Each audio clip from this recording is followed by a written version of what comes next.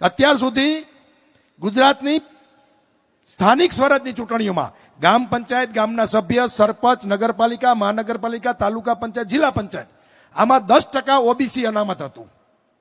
એની જગ્યાએ કોર્ટે 27% લાગુ કરવાનું કીધું, એટલે કે 17% વધ્યું. એટલે થઈ છે શું? એ રાઉન્ડની અંદર તમારા પાટીદારોના ગામમાં પણ સરપંચ તમે નહીં બની શકો બહુમતી હોવા છતાંય. તમારા વોર્ડની અંદર તમે ચૂંટણી નહીં લડી શકો અનામતના કારણે. આપણા ભાઈઓ જ છે, એને સીતાવી નહીં, ભલે 30 આપે, 32 આપે, 35 આપે, આપણો વિરોધ નથી કોઈનો, મળવું જોઈએ. જેને તકલીફ છે, જેને જરૂર છે, ભલે મળે, એનો વાંધો નથી. પરંતુ એના કારણે આપણું પ્રતિનિધિત્વ ઓછું થશે. અને આ તમને અત્યારે નહીં સમજાય.